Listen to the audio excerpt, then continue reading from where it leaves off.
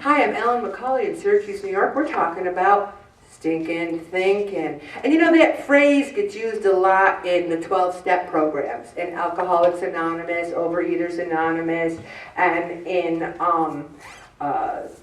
different self-help groups, because that's how we get in our problems. That's how we go to our addictions. I'm going to be an alcoholic, or I'm going to overeat, or I'm going to be a gambler, or I'm going to be a sexaholic, or whatever. Throw those things in to see if you're paying attention. I am going to have an addiction because my life is so bad. My life is so bad that I need something outside of myself to make it better. And that's where we go to that higher power. That's where we go to Jesus. And this talks about the different things. It's all the cognitive distortions, how we think screwy, how we have bad thoughts. And we have not only bad thoughts about ourselves, but the world and others. You find someone with stinking thinking, they don't just have it about themselves, the weather, their job, anything. Yeah, nah. Ain't gonna work, not gonna work. You find it, their future won't be happy, can't never be happy. Let's talk about the different ones, the different kinds of stinking thinking. All or nothing thinking. I had the fried fish, what the heck? I'll now have that fudge brownie sundae with a double scoop of ice cream because I already blew it. I blew it. I might as well quit praying it off while I'm at it. If you don't do everything perfect, then you might as well quit because it's all or nothing. If you have all or nothing thinking, you will always fail because we can never be perfect all the time. You have to say things like this. Sometimes I've been successful, sometimes I haven't, but I'm never going to give up. If you use the words never, always, like if your husband forgets your anniversary, you say, you always do that. You never care about me. If you love me, you do this. You have those. My husband doesn't. I didn't mean him. Or you say, everybody treats me like this. Nobody cares about what I think. You know, that all that globalization, everybody, nobody. And it's also the personalization. Everything in the universe has something to do with you. I have a little bit of this problem, you know. When there's a problem in the world, I told you about this before, like that plane being lost over there in Malaysia. I'm thinking, oh my gosh, that plane's lost. Oh, it's terrible. You know, maybe, you know, I should go online and look through that debris because I should do something. It's a terrible event. It has really nothing to do with me. I can pray about it and care about it, but I can't say that the world is terrible because of one incident. Also, this is big. Assuming without verifying. I come in here tonight, and you walk by me, and you go, hi, Ellen, and I'm talking to Beth, and I didn't hear you, and you go, oh my gosh, Ellen didn't say hi to me. She must know that I had a Snickers bar for lunch today. I'm just going to quit because if Ellen doesn't say hi to me, I'm sick of it. I'm sick of the way Ellen treats me. She doesn't say hi to me, and it's just ridiculous. This whole group sucks. I'll never lose the weight anyway, and my husband's mean. I just hate my life. And then all of a sudden you're walking out. I'm like, where are you going? Well, you didn't say hi to me. How many times have we done that? How many times have we just assumed things without verifying them? And also, this is big too, global labeling. I'm just an addict. I'm an addict. I just like food. I'll never be able to do it. I'm just going to be a failure. I'm stupid. I'm a failure. All those labels you give yourself. And here's the big one too, where you look at the world like this. I never get any compliments at work. My boss is super critical, and it's always about the negative stuff I've done. If only I would be praised just once, I would feel better about myself. Really? Is that really the way work is? Or is that the way we sometimes think? Oh, I work so hard, I try so hard, don't they know how hard I work? We overgeneralize a situation. And you know, sometimes let's say you're late for work and your boss says, you know, you really should be on time. And then earlier in the day he mentioned how great the project was.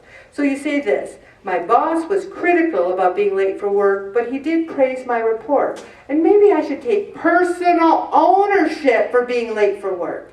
Sometimes we do all this stinking thinking because we're so darn lazy about changing ourselves.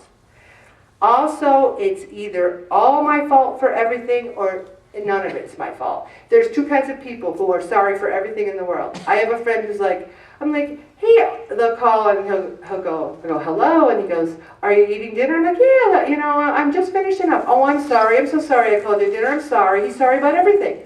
And then you got somebody else who's like they'll cut you off or something, and you'll say, you cut me off on the road on the way in, I saw that, so what? Big deal. You were driving bad. It's either some people are, everything's their fault, or everything's not their fault. And some people like to be the victim.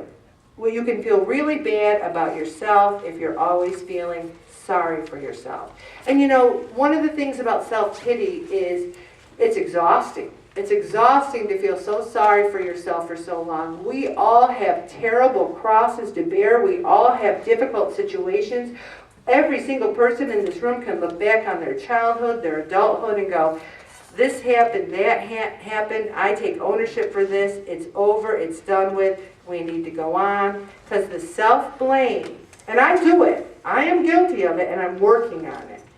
And it's like sometimes, like I like this example here, they talk about the kid, where the kid like can't go on a field trip because they were bad in class. So the one mother says, well, I'm sad that you can't go on your field trip because of your conduct in class. Where the other mother's thinking, it's all my fault. If I was a better mother, they wouldn't have been bad in class.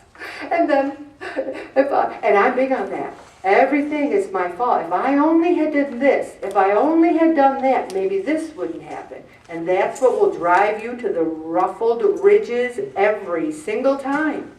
And here's another thing, mind reading. Sometimes I'm talking to someone and nothing comes out, like they'll say something and then they go, I know what you're thinking. Really? So I don't even have to talk? They just know? It's like they'll say, this happened, and then they'll go, you don't have to say anything, I know what you're thinking. So sometimes you get in trouble that way. You have the whole conversation in your head.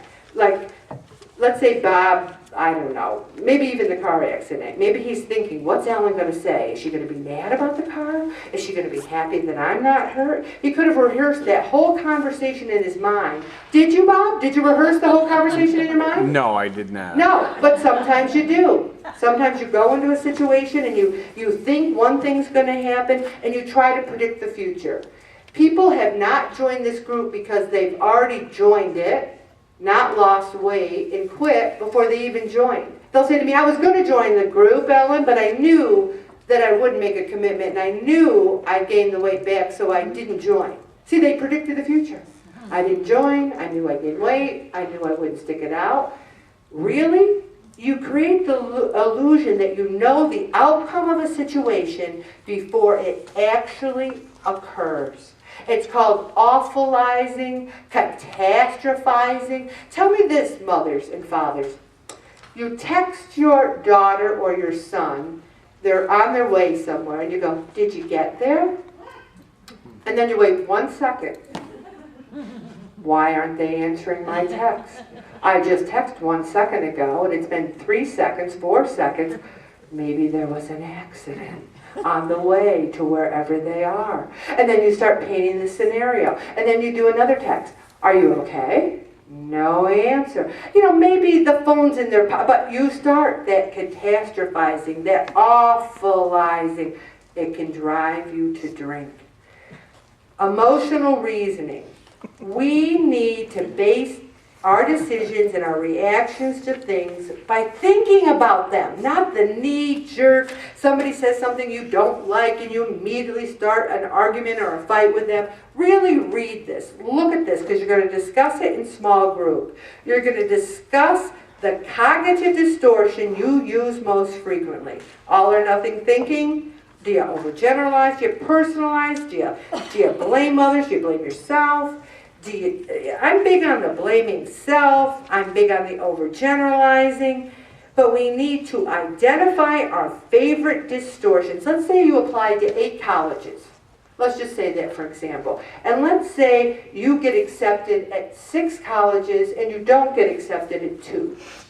Are you happy? You say, oh, I got accepted at 6 colleges. Wow, they think I'm great. Or do you go, wait a minute. Why didn't those other 2 colleges want me? Maybe I'm not good. Maybe, do we do that? Remember I told you about the slang book when I was in grammar school? Remember you used to have a slang book and they'd write Ellen McCauley, and then everyone would write down what they think of you, and there would be Ellen McCauley, she's funny.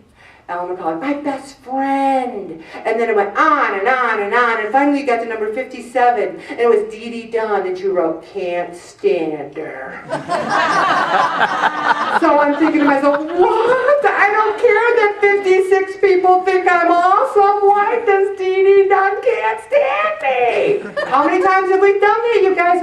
Are we cheer? Well, I have 56 people who think I'm awesome. I don't care about Dee Dee Dunn. Oh no. You're like, Dee Dee Dunn doesn't like me. What did I do? So then I'm over there going, Dee Dee, I saw in the slang book that you said you couldn't stand me. And she goes, well, everyone was writing such great stuff about you. It was making me kind of sick.